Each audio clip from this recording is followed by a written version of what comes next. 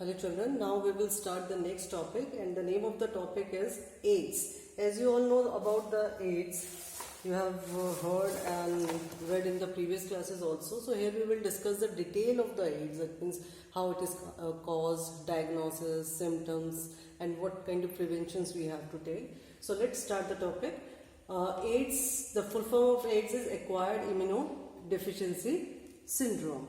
Okay, so we can say that in the human, when we say that AIDS is a disease, which full form is acquired immunodeficiency syndrome, and this is the deficiency of immune system. As the name suggests, immunodeficiency somehow, that means our resistant power of our immune system is affected by this disease. That means the deficiency of our immune system, and here the name said syndrome. Syndrome means the group of symptoms. That means there is a lot of symptoms in it. Which forms a complete form of disease, and it's found that it was first reported in 1981, and within 25 years it was spread all over the country, all over the world, and we found that it killed more than 25 millions of persons.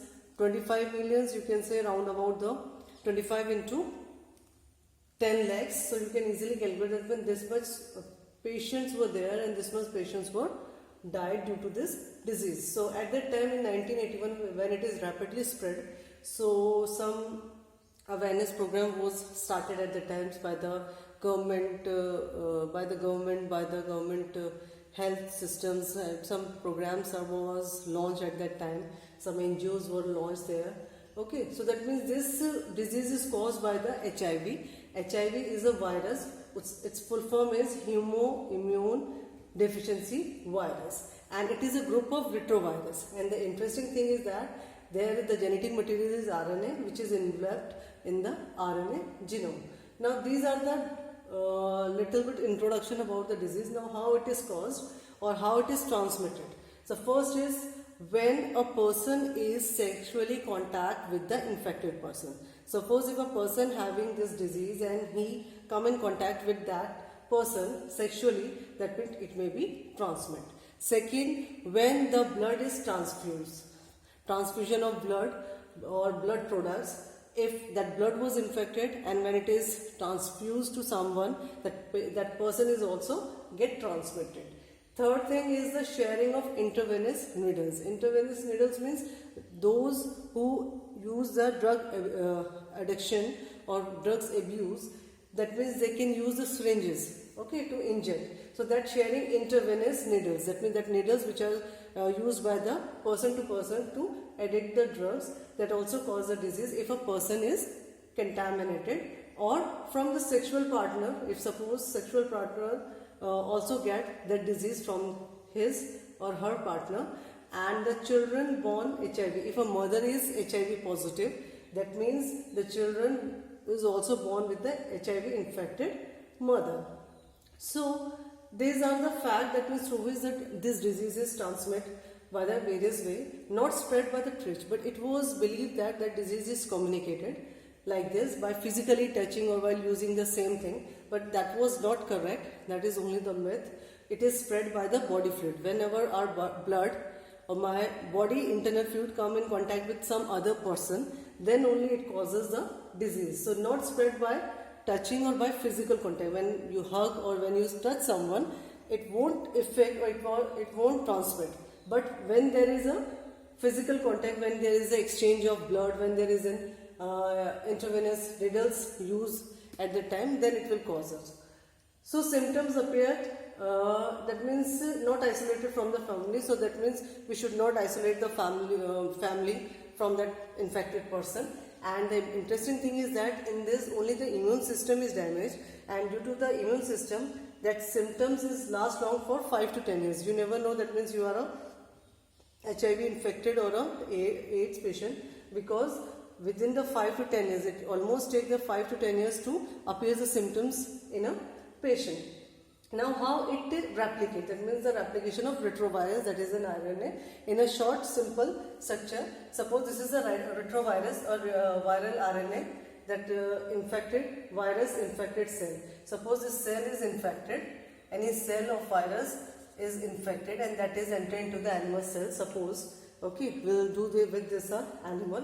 So animal cells, the viral RNA introduced in the cell. So when we infected a animal cell with the virus infected cell, then it is entered into the animal and viral RNA introduced in the cell. Then what happened? This viral DNA produced by reverse transcriptase. When it is entered into the cytoplasm of the animal cell, then by the process which we have already studied in the transcription and translation, that means this RNA is first converted into DNA, okay, for the copying. So that is viral DNA produced. That means the DNA is produced, DNA of viral is produced by the reverse transcriptase process, and after that this viral DNA incorporated in the host genome. Now it is introduced in the host genome in the animal cells. Once it is entered into the host genome, that means here it is the RNA, retro RNA, which is reverse transcriptase, and then it forms and enter into the nucleus of the animal cell. After that, it will be a new viral RNA is produced by the infected cell. This is an infected cell, and in the nucleus it can be stay there, and the new viral RNA is formed by this infected cell. And then when it is formed, then a new viruses is formed out of this, because it is formed within the body. Now it forms a new viruses cells in the body. When these new viruses cells are formed, then these new viruses can infect the other cell. So somehow this way, while infecting, adjusting in the body, it starts dividing and then it is sent to the different part of the cell. So this is known as the replication of retrovirus. Okay, so virus, how the virus is entered into the body. First the virus suppose enter into the body by any of this way of transmission, like sexual contact, transmission of blood, sharing intravenous needles, or from the mother to the from the child to the mother. So virus into the body enter into the macrophages. So once it is entered, first it is entered into the macrophages of the cell, and then the RNA replicate to form the viral DNA with the enzyme, which we have discussed that this viral DNA is changes into the viral DNA by the reverse transcriptase. Okay, so it's entered into the macrophages. This viral DNA incorporate with the host cells, infect cells, and produce virus. So once it is entered into the host body, it forms the infected cells and produce these viruses. These macrophages produce the viruses HIV factory. So macrophages is the place which produce the HIV viruses, and it is known as the factory. That means there is a large production of these viruses. Infected viruses, the HIV enter into the T lymphocyte. After when it is formed in the macrophages, it is enter into the T lymphocyte, because lymphocytes are the immune cells. So HIV virus or HIV infected cells, viruses enter into the lymphocyte and they replicate and produce the viruses. So in the lymphocyte also, it starts replicate and produce a lot of progenies of the viruses, and it is released in the blood and it is attached to the T lymphocytes. Okay, now what is the objective? That means why it is entering into the T lymphocytes? So that to decrease the number of T lymphocytes. Okay, it is attacking on the viruses, continuously attacking on the T lymphocytes, so that the number of T lymphocytes decreases and the person suffer from the fever, headache, weight loss, and the diarrhea. Okay, so that means these are a system when the number of T lymphocytes are reducing due to the attack of this virus cells. So that means infected cell, then that means the number of T lymphocytes is affected and we got a infections. So lack of lymphocytes suffer from the infection. So that when our immune system cells are reduced, that means our immunity is getting weak and it is decrease the effective work. So that the infection, whenever we get a simple infection of cold, cough, the body which is infected by the AIDS is automatically infected because its immune system is quite weaker, like mycobacteria, viruses, fungi and parasite. So any kind of viruses, surroundings, microbes which affect the infected body, it can easily suffer from it. So we can say that the person is immunodeficient. That means he is very sensitive and he should take care of himself. Whenever he has some cold cough, he should consult the doctor. Okay, because its immune system is quite weak due to this infection. So here we say that the person is immunodeficient. There is a test for that is called ELISA, and we can diagnose this, and the full form of ELISA is an enzyme linked immunosorbent assay, by which we can detect the person is HIV infected. Now what is the treatment? There is not a complete remedy, or there is not a complete cure of this disease. But for the treatment we use the antiretroviral drugs for partial effectiveness. That means it partially affect, and it just, if a person having this AIDS and HIV infection, it will be remain with his life, with his whole lifespan. Only this drugs only prolong his lifespan. If a person is died without a medicine in 3 to 4 years, but by providing this medicine he can survive for 7 to 8 years. So we can just prolong the life, but we can't eradicate that disease completely. So next is the prevention, because this is one of the dangerous disease and we don't have any medicines to eradicate this disease. So prevention is better than, and for the prevention we should be avoid the transmissions. As we discussed earlier, the transmissions, there are the 4-5 factors which transmitted the AIDS. So we should be very much preventive preventive for this. So the National AIDS Control Organization, that is known as the NACO, and some NGOs and fix the target to educate the people. So when it is educate the people so that they can easily go forward. So who starts number of programs? Who started a number of programs to prevent or spreading HIV infections, like blood bank safe. That means blood bank safe. That means the blood should be properly transfused. It should be checked before transfusing to someone. And the WHO started the new programs for preventing this HIV infection. Use of disposable needles, so that once it is used, it is not used again and again, because if a person carrying this infection, maybe it is passed on to the next patient. Free distributions of the condoms is also given. Control drug abuse, so that the intravenous drug addictions will be avoided, and advocating the safe sex recognition and awareing of regular checkup if a person is HIV susceptible. So this is all about the AIDS, their causes, their transmission, their prevention. Now next is the cancer. As the name suggests, cancer, this is one of the biggest disease nowadays, because more than millions of people are died of cancer. So it is an oncogenic transformation of cells.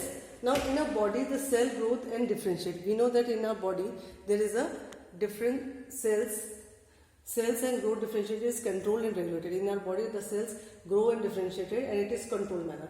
But in the cancerous cells, this process is broken down. That process is not completed. It is uncontrolled. So normal cells shows a property. It shows the property of contact inhibition.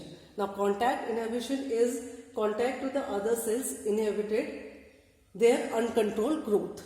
Okay, inhibited their uncontrolled growth. So cancer cells lose this contact inhibition. That means if a cancer cell is occurring, that means contact inhibition property is lost, and due to which the cells start continuing to grow and it forms the masses of cell and it causes the tumor.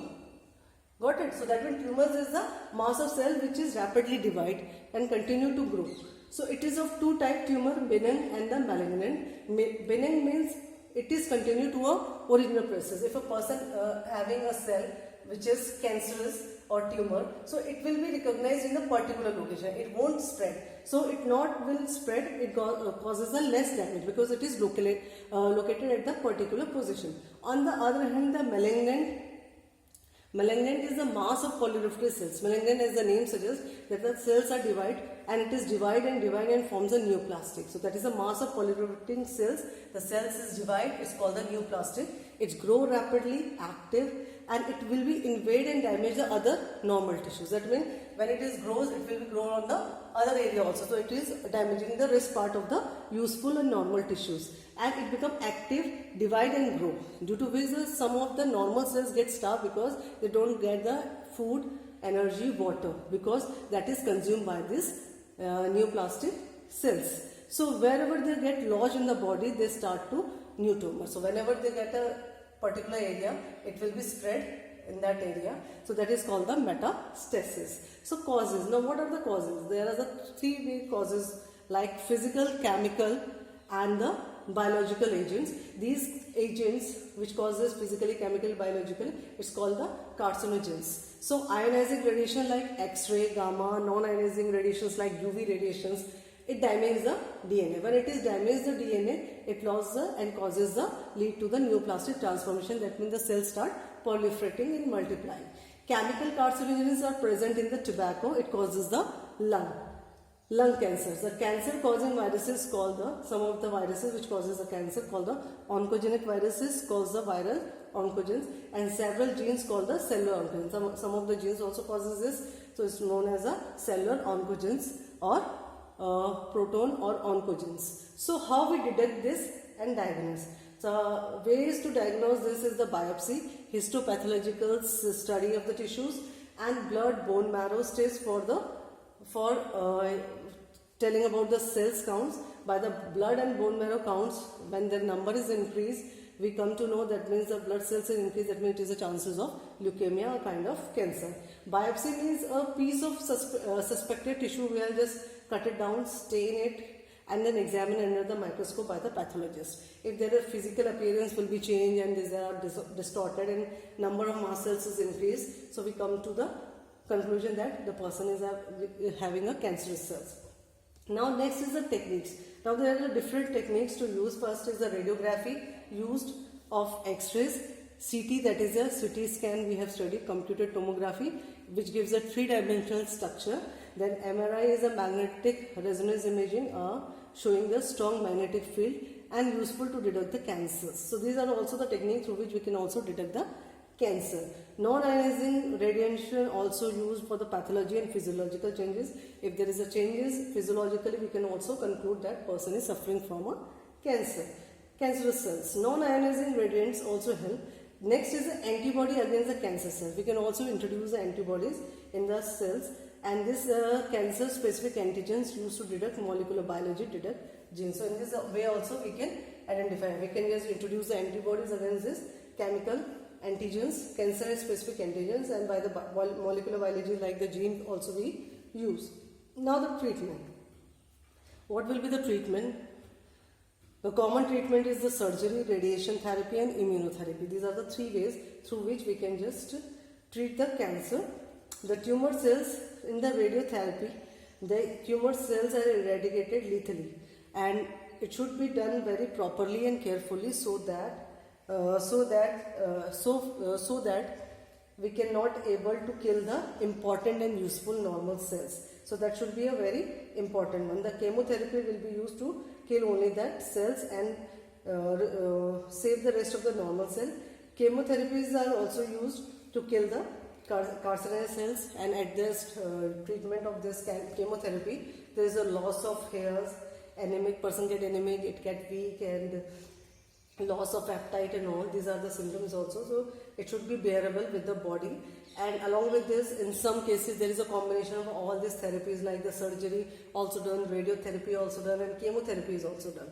Okay, so there is a combination of these three also for the treatment. The tumor cells avoid, detect and destruct the immune cells. Now the important thing is, once it is entered, because these are the neoplastic cells and it start dividing, growing, and it will be invade anywhere. So that means this malignant cancerous cells also affect the immune cells. So we should be protect our immune system, because if our immune system is protected, then only we can resist to any kind of invader or disease. So the biological modifier is introduced in the body so that it can be protect our immune therapy.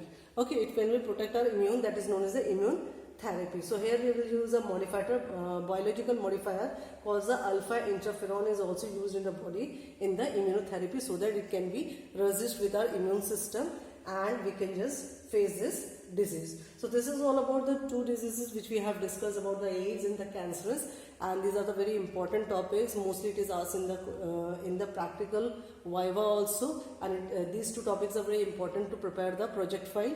Plus it is also come in the exams. So go through the chapter carefully, and next the last topic is left, that is in the drugs and alcohol abuse. We'll continue. Thank you.